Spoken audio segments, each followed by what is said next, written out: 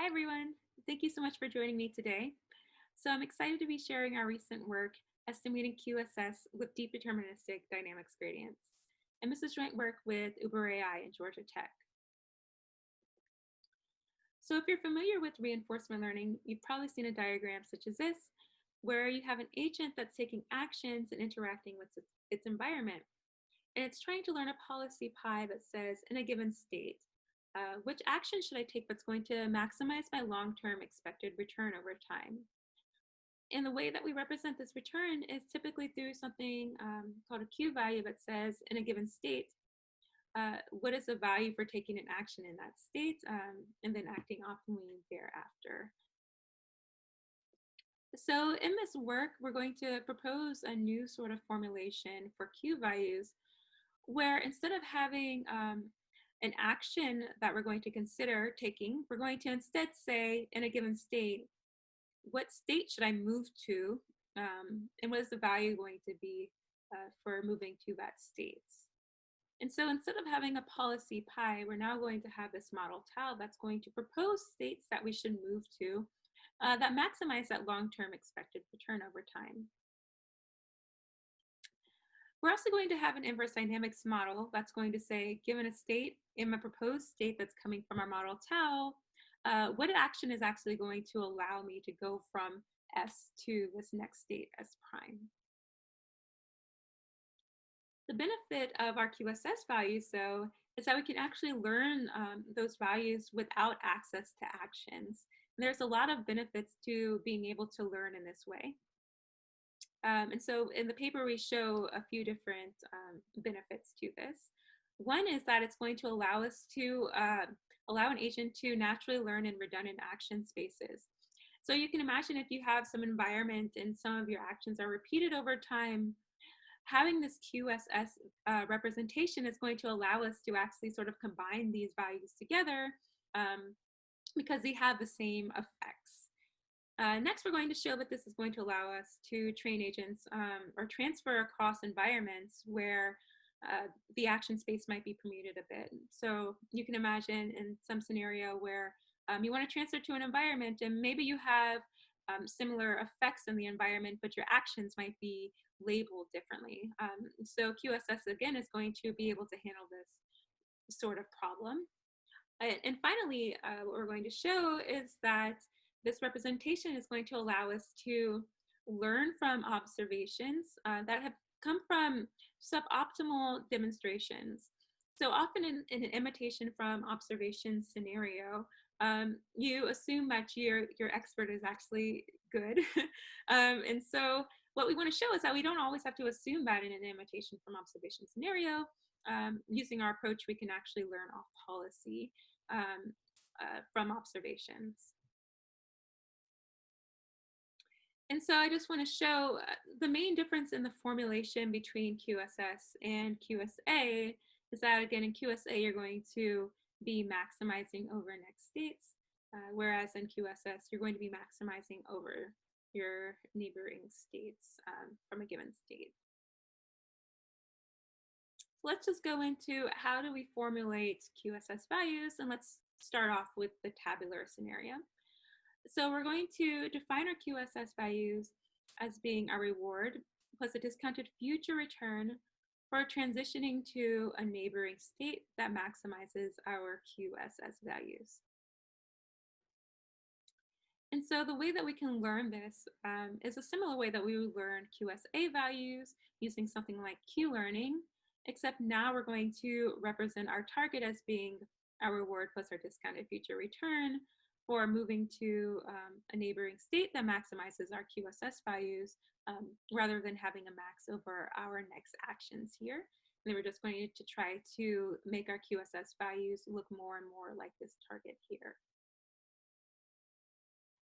So as I mentioned before, we're going to have a model tau that's going to say, in a given state, what state should I move to that's going to maximize my QSS values? And this is coming from this neighbor function here. And then we're also going to have an inverse dynamics model that says, given my states and this proposed next states, what action is going to get me there. And I'll point out that in In the tabular scenario, we're going to assume access to this neighbor function, but I'll talk about how we can get rid of these sorts of assumptions when we're interested in continuous settings.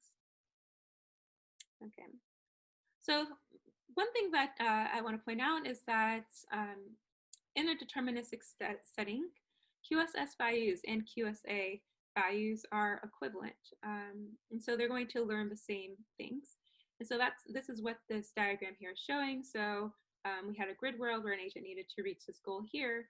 And this is just showing that the learned values between QSA and QSS are indeed very similar because, again, they are actually equivalent in the deterministic setting. One thing you might wonder about, well, is what happens in stochastic settings. So that is one problem with QSS, which is that it's going to have this sort of over-optimistic notion of values. So if you have some stochasticity, it's going to assume it's going to move to the best state rather than whatever negative effect that can happen with stochasticity is. And so in this case, what we see here is that QSS learns different values than QSA in the sort of stochastic setting. And as we train and as the environment gets more and more stochastic, the difference between the values actually greatly increases. And so I'm telling you this just to point out that QSS is only formulated for the deterministic setting. Okay, so as I pointed out before, QSS is going to allow us to train agents in environments that have highly redundant actions. And so in this experiment, we had a grid world and we had 4 underlying actions: move up, down, left, and right.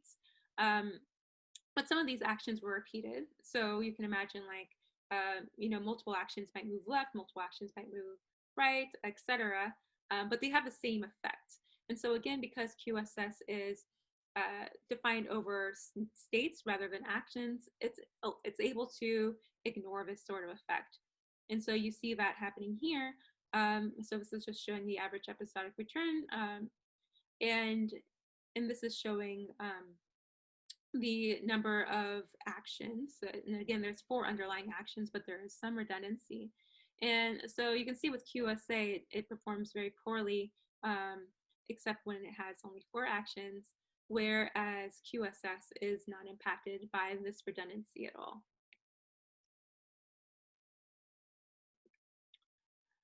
This next experiment here is just showing what's going to happen if we want to transfer to an environment with some permuted actions. And so again, we had a grid world where we had an agent that learned within this environment, and then we try to transfer it to an environment where our actions were shuffled around. And again, we're showing the average episodic return. And what this is showing is that QSS is able to learn more quickly than QSA in this scenario.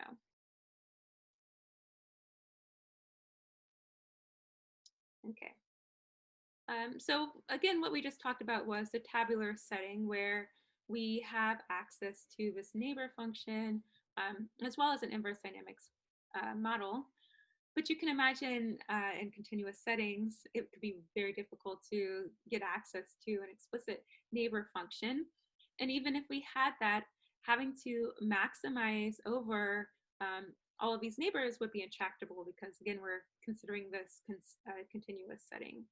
And so just one thing that I want to point out is that our model tau is basically proposing states that maximize our long-term expected return. And our QSS values are interested in the state that maximizes our QSS values. And so what we can do is just plug in our model tau anywhere where we see that max. And this is doing a similar trick to something like deterministic policy gradients or DDPG, where you would plug in the policy here since it's being trained to maximize its QSA values. And so now we're just going to plug in our dynamics model. And again, this is going to allow us to get rid of this sort of explicit maximization over next states or neighboring states. And yeah, so we can also plug this in here when we're actually training our QSS values. Um, and so now let's just consider, well, how can we learn this here? Because again, this was the tabular setting. Um, and so we can just train this using a similar sort of loss again as DDPG, where we're going to set our target as being our reward plus our discounted future return for moving to a neighboring state that maximizes our QSS values, except now our model tau is going to be trained to actually give us that maximizing next state here.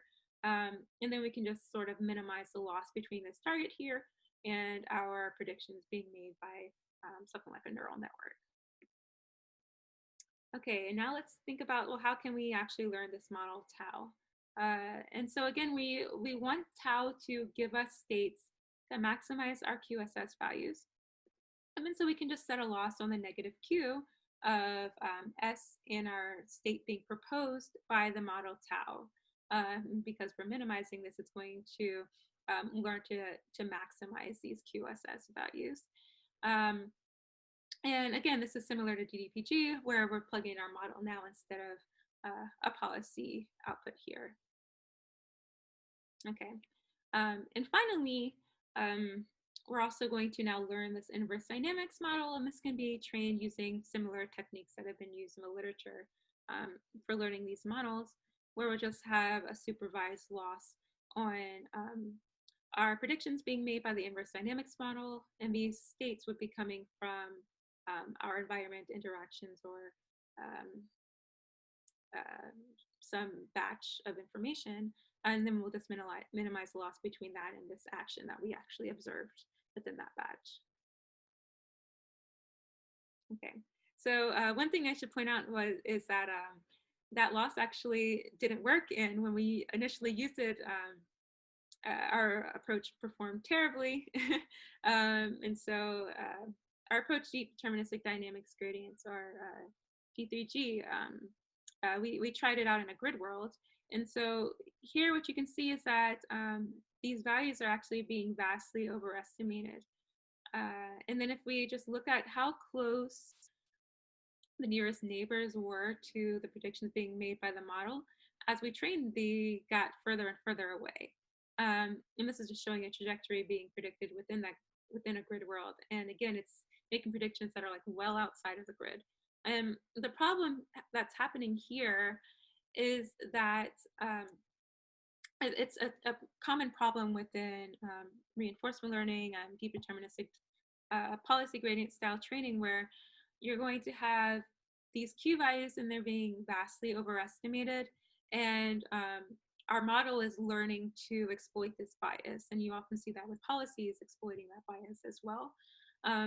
And so what we need to learn to do is basically how can we or figure out how we can train our model to make realistic predictions, because before nothing was constraining it to actually make predictions of neighboring states. And so in order to overcome this problem, we're going to introduce a cycle consistency loss, where again, we're going to try to train our model to make predictions that are meaningful. So it's going to be trying to predict neighboring states. And so the way that we do this is we're going to plug our model, our states into our model tau to get a predicted next state. Then we're going to plug that predicted next state as well as our previous state into an inverse dynamics model to get an action. And then we're going to plug that action along with our states into a forward dynamics model to get a predicted next state. And so one thing we can do is just have a loss on this sort of cycled back next state and our original state that was coming from our model tau. And so what we're trying to do is basically regularize our model predictions using the actual dynamics within the environment. And so we can just append a loss onto our previous loss for training QSS or training our model tau. So here we're just going to have a Euclidean distance on our model prediction in this sort of cycle function. So the C here is just referring to this whole sort of approach that I just described. And then we also found it was useful to just completely replace our model tau with this sort of cycle function. And we use that here, as well as when we're computing the target for training our QSS values. And we found that when we use that regularization, our approach performed much better. And so you can see here that it's no longer overestimating the values. It might be a little bit hard to see here, but the predictions that were being made, we looked at the nearest neighbors. They were no more than just like about a step away, which is what we would want. And then if we just look at the trajectory being predicted, the predictions over time become more and more grid-like, which is, again, what you would want to see in a grid world.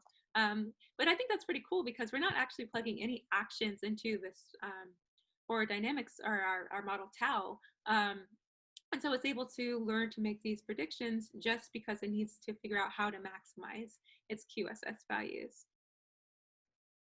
And finally, this is just showing that D3G can be used to solve continuous tasks. And so we train this within Mujoko tasks, and we compare it against twin delayed policy gradient RTD3 and DDPG. And you can see in several of these tasks, our approach is able to do as well as TD3 and better than DDPG. Although in more difficult environments, we performed worse. But I think this is likely because we're learning dynamics models, and the dynamics in these environments might be a little bit trickier to learn. Okay, and now what I want to talk about is how we can train this sort of online learning setting that I just talked about to a learning from observation scenario where we're going to be able to learn these QSS values without having the agent interact with the environment. And again, the benefit of QSS is that we don't actually have access to, or we don't need access to actions in order to learn those values. Okay, so imagine you have obtained demonstrations such as this. So usually if you would train an imitation from observation approach using information like this, your approach would do kind of terribly because they often assume that the demonstrator is an expert. And so what I want to talk about is how we can learn from suboptimal, including random trajectories that have come from some non-experts. And so that's the idea behind D3G from observation, where now we're going to be given a sequence of observations and rewards, and we're going to learn QSS in our model tau offline. And then we're going to have the agent just take a few steps within its environment to try to learn the inverse dynamics model that tells you how to get from one state to the next. And so again, the benefit of that is that the QSS values can be learned in batch. So one thing that we need to figure out is that before we still needed to, or we needed to regularize our model tau, and the way that we did this was using our actions from the agent actually interacting with the environment. But the problem is that in imitation or learning from observation, we don't actually have access to actions. And so we have to figure out how do we get rid of those actions. And basically the only reason that we needed the actions was so that we can plug it into our forward dynamics model in order to get this predicted next state. And so we just need to figure out, well, what can we use as a substitute as the action? And it turns out that we can actually use our QSS values here and just plug that in as a replacement for our action, which is a little surprising because we're actually learning these QSS values at the same time that we're learning our model tau, but it turned out in practice this actually worked really well. So here what we're seeing is just random rollouts that came from like a random policy in the reacher task and inverted pendulum. And again, if you want to train a typical imitation from observation approach in this environment, you wouldn't really get good results. But here what we see is that our model tau is actually able to make predictions that solve the task. And so this is before it ever has had the agent take any steps in the environment. This is just showing the generated plan from our model, and it's able to predict balancing the pull as well as reaching towards these different objects. We also compared against behavioral cloning from observation, and we just wanted to see how much returned to the agent Git when it was allowed to actually interact with the environment. And you can see here that when the policy was completely random, so we just injected noise into an expert's policy, and so here we injected 100% noise. D3G was able to perform significantly better than behavioral cloning from observation and achieve even the maximum return in inverted pendulum here. And it also performed better than the or expert. um, One other thing I should point out though is that when there was no randomness, our approach actually performed worse than behavioral cloning from observation. And one reason might be that we often need um, exploratory data in order to perform well in offline reinforcement learning. So in conclusion, I've just introduced a new value function, QSS, and I described a model for how we can actually maximize these values. And so if you're interested in looking more into this, we actually have our code available online. Thank you for joining me.